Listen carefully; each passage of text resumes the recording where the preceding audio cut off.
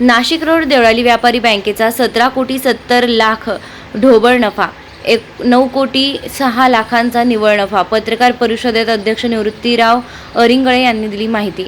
नेहमीच अर्थ आणि आधुनिक तंत्रज्ञान पद्धतींचं वेगळेपण जपणारी नाशिक रोड देवळाली व्यापारी बँक आजही 2026चा आर्थिक वर्ष संपताना अग्रेसर ठरली आहे. शहरातील अर्थकारणांनी असलेली देवळाली व्यापारी बँकेला नुकत्याच 31 मार्च 2026 अखेर संपलेल्या आर्थिक वर्षात आपलं वार्षिक लेखाजोखा पूर्ण करण्यास नेहमीप्रमाणे अग्रेसर राहत बँकेने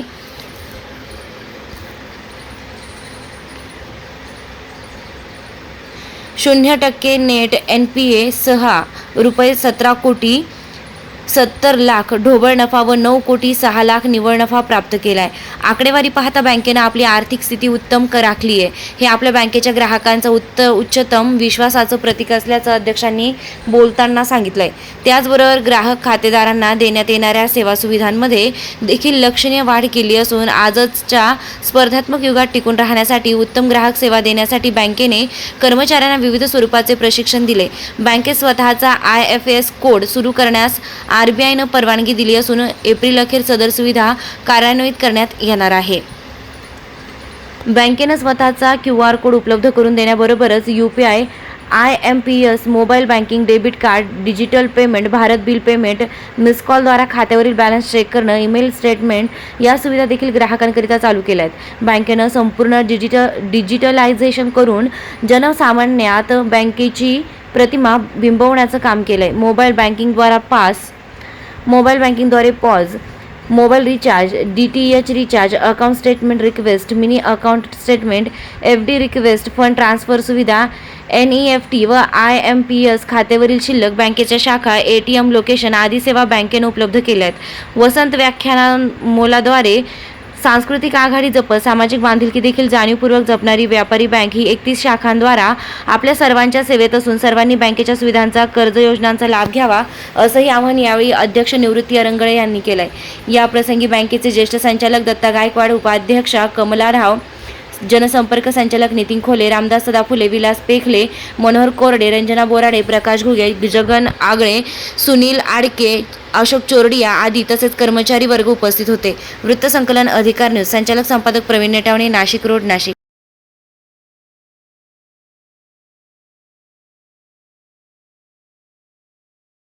मार्च 26 अखेर नाशिक रोड देवळाली व्यापारी बँकेला 17,70,00,000चा ढोबळ नफा झालेला आहे. त्याचप्रमाणे सगळ्या तरतुदी जाऊन या ठिकाणी 9,06,00,000चा निव्वळ नफा झालेला आहे.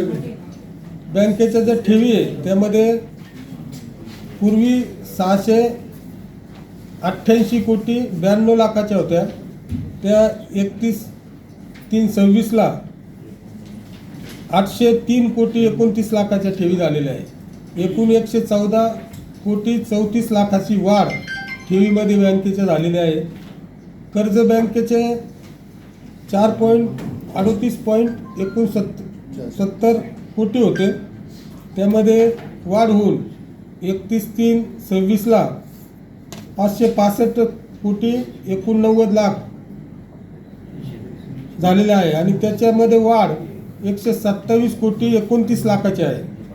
बँकेचा एकूण जो व्यवसाय आहे त्याच्यामध्ये 241,60,00,000ची वाढ झालेली आहे.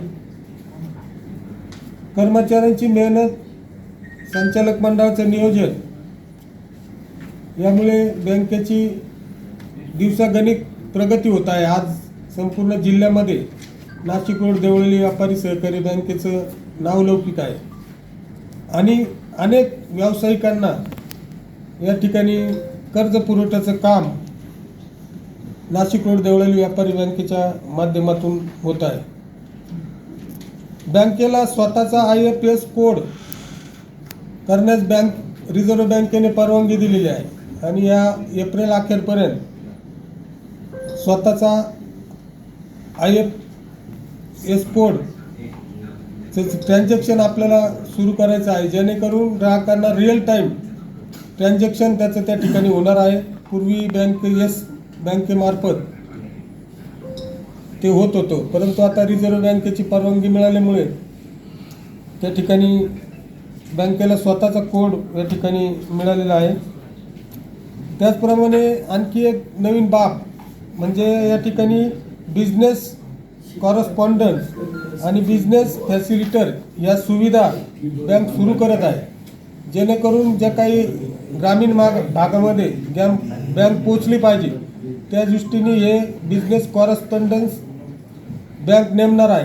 त्या ठिकाणी बँकेचा प्रतिनिधी त्या गावातला असेल किंवा जे काही 10-5 गावं असतील आजूबाजूचे त्या ठिकाणी तो नेमला जाईल आणि त्याच्या मार्फत बँकेचे व्यवहार केले जातील. लोकांना घरपर्यंत सुविधा या ठिकाणी देण्याचं काम आपल्या बँकेच्या मार्फत या ठिकाणी या वर्षापासून सुरू होणार आहे.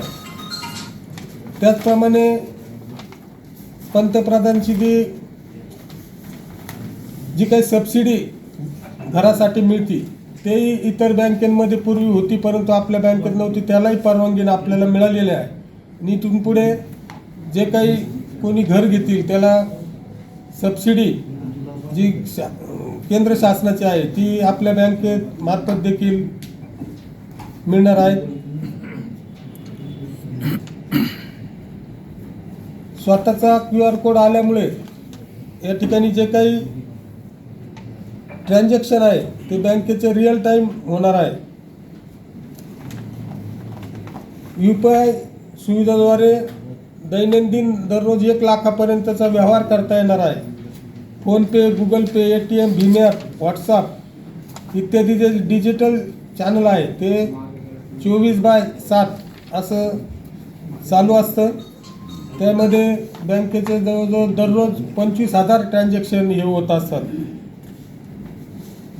कामकाजाच्या सोयीच्या दृष्टीने ग्राहकांना या ठिकाणी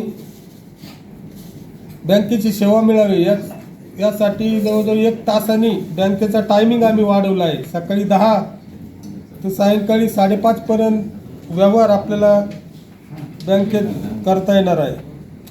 दुसऱ्या आणि चौथ्या शनिवार रविवारी सुट्टी असते, त्यामुळे आम्ही काही शाखा या त्या दिवशी सुरू ठेवतो. त्यामध्ये देवळाली कॅम्प शाखा, त्याचप्रमाणे जेल रोड, सायकाडा रोड या शाखा आम्ही शनिवार रविवारी देखील चालू ठेवलेल्या आहेत. कारण एखाद्या ग्राहकाला अर्जंट जर पैशाची गरज वाटली, बँक त्या दिवशी सुट्टीच्या दिवशी पण इतर शाखामध्ये जाऊन तो व्यवहार करू शकतो.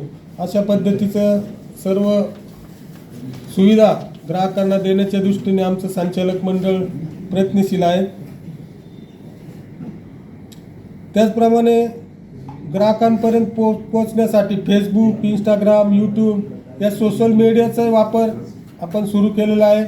चांगल्या प्रकारे जाहिराती आपण या ठिकाणी बँकेच्या करतो आहोत. त्यामध्ये नाशिक रोड रेल्वे स्टेशनवर जिल्ह्यातील जे प्रेक्षणीय स्थळं आहेत त्याची जाहिरात बँकेच्या माध्यमातून, तसंच सिटीलिंक बँकवरही सिटीलिंक बस ज्या आहेत त्याच्यावरही बँकेची जाहिरात आपण केलेली आहे. रेडिओच्या माध्यमातून बँकेच्या जाहिराती आपण सर्व चॅनलवर करतो आहोत. ज्येष्ठ जे नागरिक आहे त्यांच्यासाठी एखाद्याला बँकेत येता आलं नाही तरी घरपोच सेवा देण्याचं काम या ठिकाणी बँकेच्या माध्यमातून आपण करतोय. शालेय जे विद्यार्थी आहे किंवा जो काही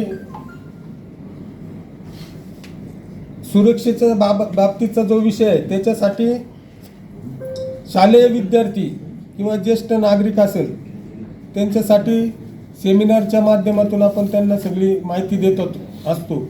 अशा पद्धतीचे सर्व उपक्रम या ठिकाणी बँकेच्या माध्यमातून जास्तीत जास्त ग्राहकांना सेवा देण्याच्या दृष्टीने आम्ही सगळं देण्याचा प्रयत्न करत आहोत.